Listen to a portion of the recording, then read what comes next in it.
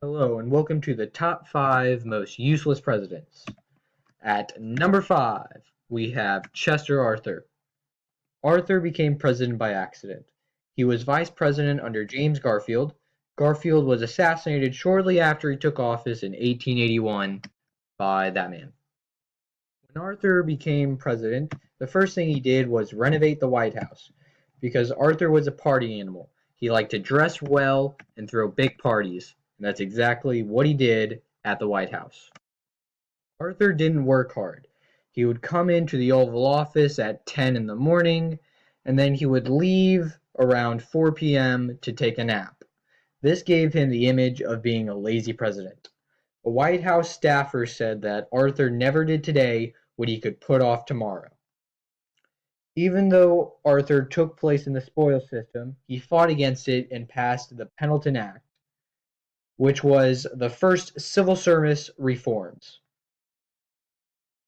He also upgraded the Navy, which had 3 modern boats at the time, and fought for the end of wasteful spending by the government and for lower tariffs. All in all, President Arthur was not the worst president, but he was nowhere close to the best. This is what makes him number 5 on our list. Number 4, John Tyler. Yet another accidental president. Tyler took over after Harrison died after giving the longest inaugural speech in 1841. When Tyler took office, he let Congress do most things, which made him look weak. The Whig Party thought they could use Tyler as a puppet, but Tyler vetoed most bills that were for the Whigs, like the new charter for the National Bank. After this, his party left him, and he became the man with no party. Tyler was the first president to face impeachment and was the first to have a bill he vetoed still passed by Congress. However, he did sign the Webster-Ashburton Treaty, which added some more land to the U.S. and finished the border of the U.S. and Canada. He did also sign the annexation of Texas after failing his first time at trying to add Texas into the Union. When the Civil War broke out, John Tyler joined the Confederacy. All in all, John Tyler did add more land to the U.S., but that's about it. And this is why he is our number 4 most useless president. Number 3, Franklin Pierce. Handsome Frank, as he was called. Before he was president, he was a man on the town, drinking, partying, whatever he could do. Shortly after being elected president, his son died in a train accident. Shortly after this, his vice president died.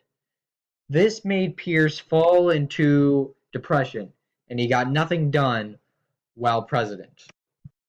Frederick Douglass bullied Pierce into signing the Kansas-Nebraska Act, and when he did, all hell broke out in Kansas. This made Lincoln mad and made him come back to politics and eventually run for the presidency. Pierce did do one thing. He made the Gadsden Purchase. That added land to the bottom of Arizona and New Mexico. Pierce was not renominated by his own party. All in all, Pierce did not do much of anything in his presidency. The only thing that he did right was being so bad that he made Lincoln join politics again and become the 16th president. Number 2, Millard Fillmore.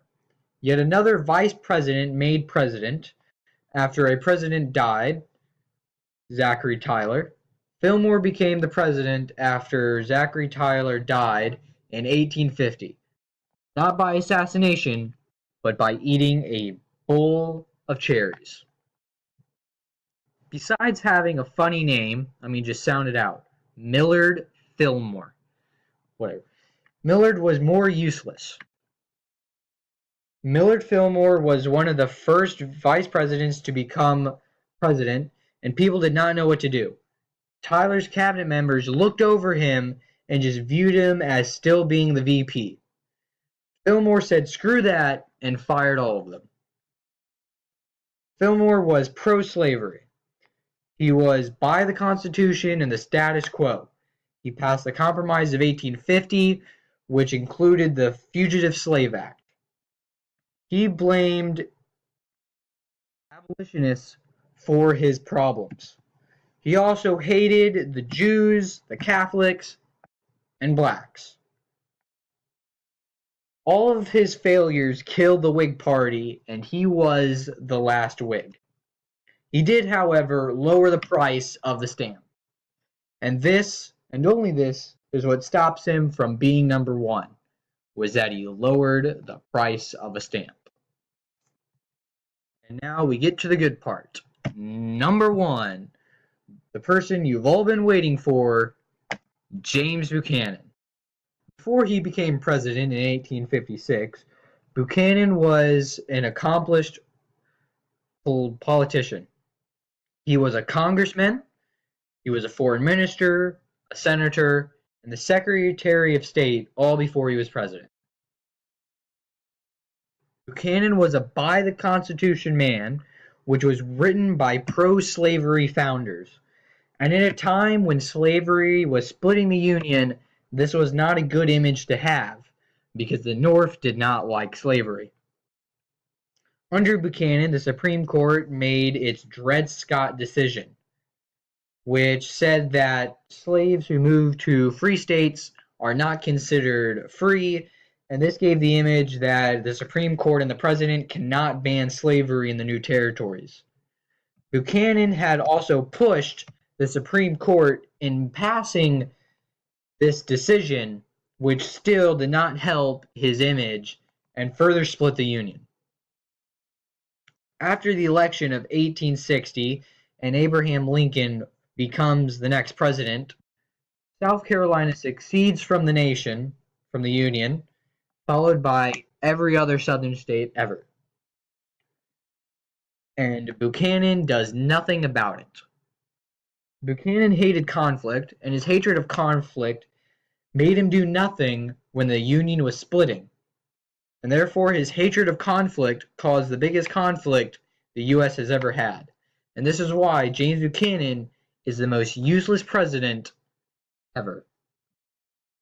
Well, thank you all, and I hope you enjoyed watching the top 5 most useless presidents.